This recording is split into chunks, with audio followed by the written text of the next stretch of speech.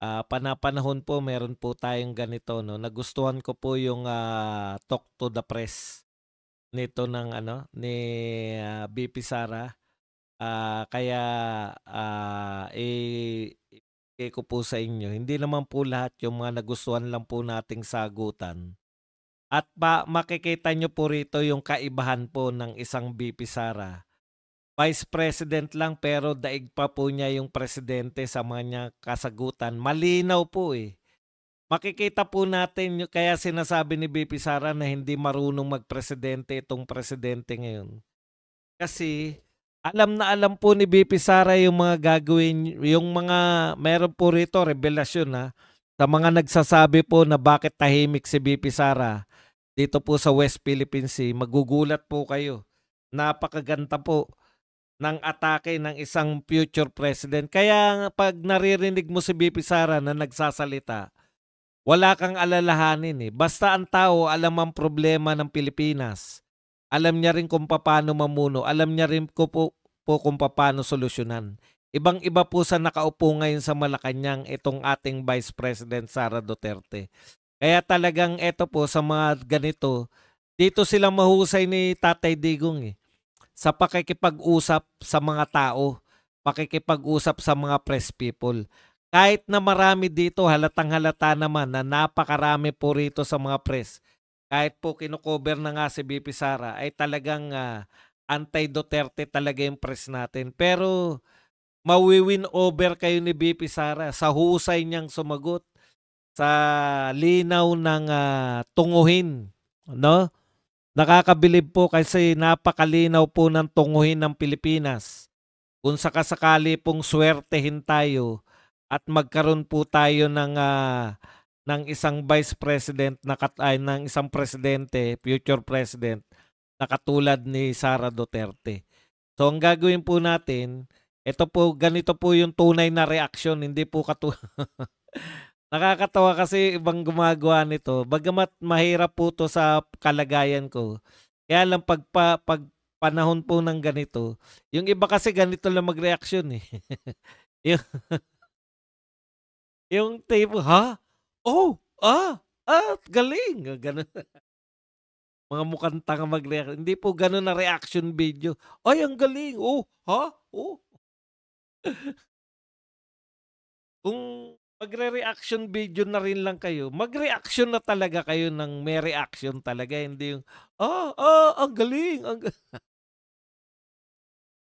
Okay, pakinggan po natin ang ating Vice President Sara Duterte at mahihinuha niyo po kung ano po ang magiging itsura ng Pilipinas balang araw. Ito po, pakinggan po natin si VP Sara sumagot sa mga press people. Yung tumanin kasi may mga ilang kongresista rin po na naghayag po na dapat daw pong bawasan itong budget dahil pilit nyo ilang beses nyo po na ini-snap yung kanilang pagdinig. Ino-normal lang natin.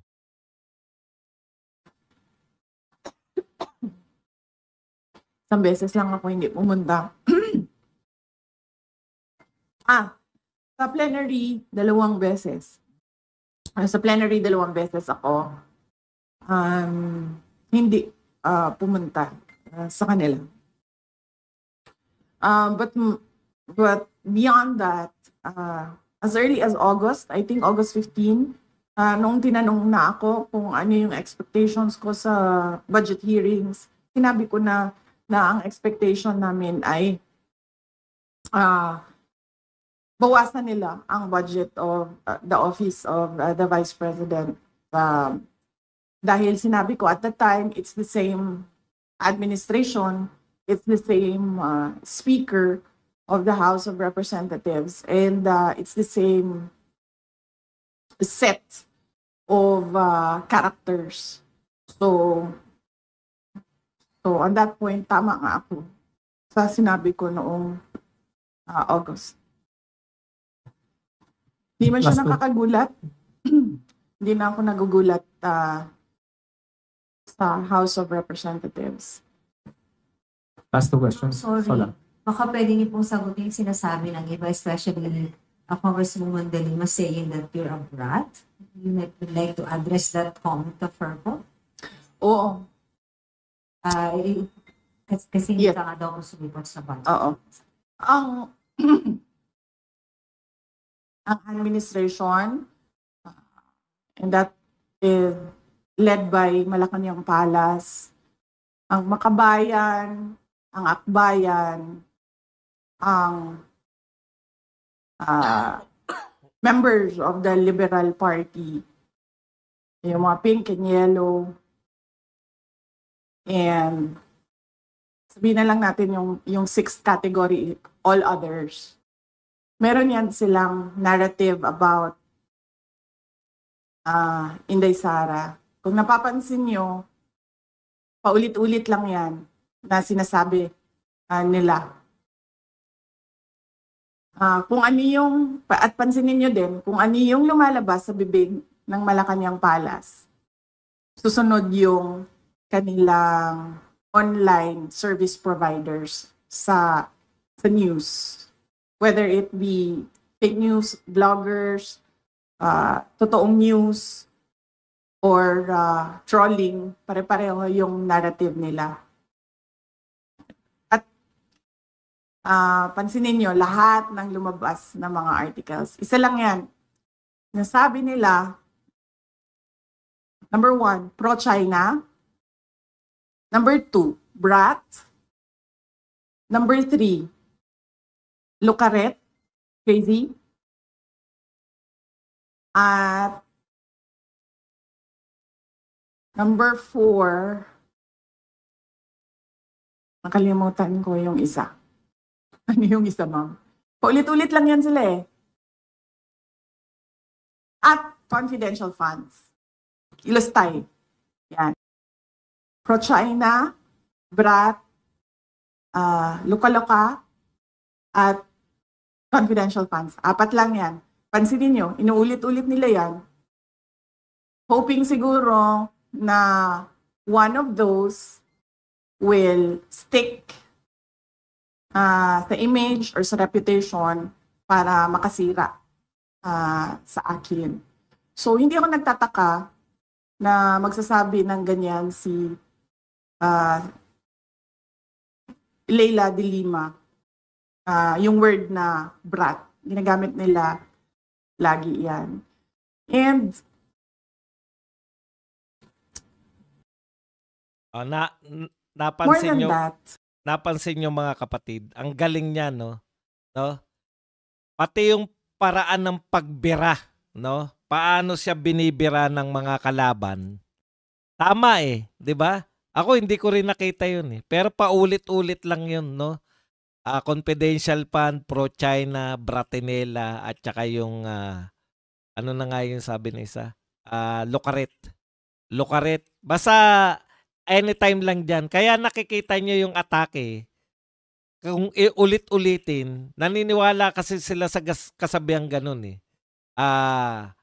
Ano yung kasabihan? Ayon nga kay ano? A lie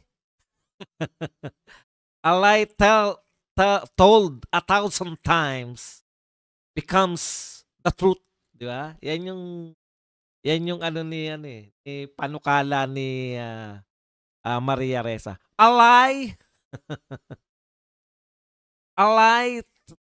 told 1,000,000 times becomes the truth.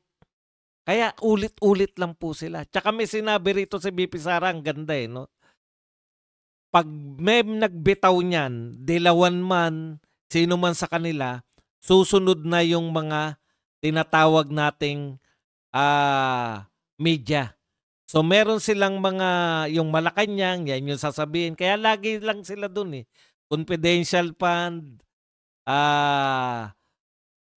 Lucaret, brat, ayan. At saka syempre pro-China. Kaya lahat ng mga ano po ni BP Sara, diyan lang po umiinog, no? Ang galing talaga. Kaya mahirap kalaban to si BP Sara kasi nauunawaan niya kung paano siya tinitira ng mga kanyang mga kalaban. Punta na po tayo rito sa susunod na bira sa kanya. ginawa lang kasi ng Pangulo noong tinamaan siya nung sarili